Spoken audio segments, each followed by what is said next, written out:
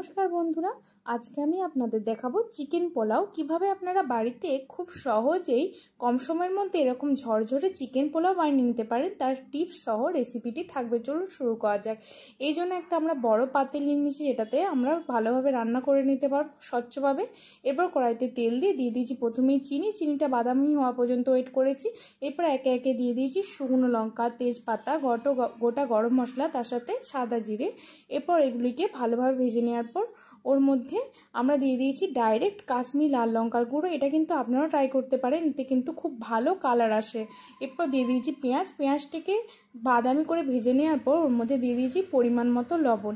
এরপর দিয়ে দিয়েছি আদা, রসুন ও শুকনো লঙ্কার পেস্ট। এগুলিকে ভালোভাবে ভেজে নিচ্ছি যাতে কাঁচা গন্ধটা চলে যায়। এরপর একটা পাত্রের মধ্যে জল নিয়ে তার মধ্যে নিয়ে নিয়েছি জিরে গুঁড়ো, ধনে গুঁড়ো, তার সাথে হলুদ গুঁড়ো। এবার এগুলোকে ভালোভাবে মিশিয়ে নিয়ে আমরা মশলাটিকে দিয়ে দিয়েছি। এবার মশলাটি যতক্ষণ না তেল ছেড়ে যায় ততক্ষণ পর্যন্ত ওয়েট করেছি।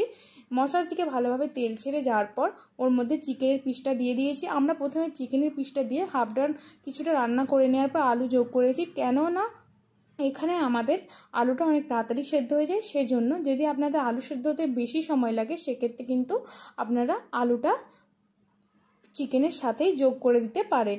এরপর দেখুন 30 মিনিট আগে চালটাকে খুব ভালোভাবে ধুয়ে আমরা ভিজিয়ে রেখেছিলাম। এটা আমরা এখানে বাসমতি চাল ইউজ করেছি।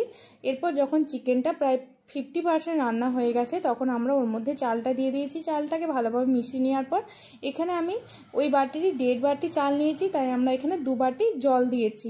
আপনারা যদি 2 বাটি চাল নেন সেক্ষেত্রে 3 বাটি আর একটু জল দেবেন, 4 বাটি জল দেবেন না, সেক্ষেত্রে কিন্তু খুব বেশি সেদ্ধ হয়ে যাবে। এরপর ওটাকে আমরা রান্না হতে দিয়ে দিয়েছি। এরপর একটা অন্য পাত্রে আমরা ঘি দিয়ে প্রথমে কাজু কিশমিশটাকে ভেজে নিয়েছি। দেখুন যখন প্রায় জলটা শুকিয়ে গেছে তখন আমরা ওর মধ্যে কাজু কিশমিশ, তার সাথে কাঁচা লঙ্কা, গোলাপ জল, কেওড়া জল, মিঠা আতর চাইলে আপনারা মিঠা আতরও দিতে পারেন, তার সাথে ঘি দিয়েছি আর তার সাথে পেঁয়াজ বেরেস্তা দিয়েছি।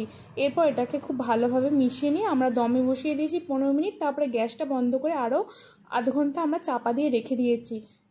এভাবে আপনারা করলে কিন্তু অবশ্যই ঝরঝরে পোলাও আপনারাও বানিয়ে নিতে পারবেন। আশা করি আপনারা বানাবেন। ভালো লাগলে লাইক, শেয়ার, কমেন্ট, সাবস্ক্রাইব করে স্নেহা রেসিপি ও জীবন কথা চ্যানেলের পাশে থাকবেন।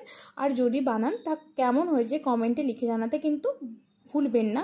এটা কিন্তু খেতে খুবই সুস্বাদু হয়, অনেক কম সময়ের মধ্যে হয়ে যায়। ভালো লাগলে পাশে থাকার অনুরোধ রইল। যারা পাশে আছেন তাদের অসংখ্য ধন্যবাদ।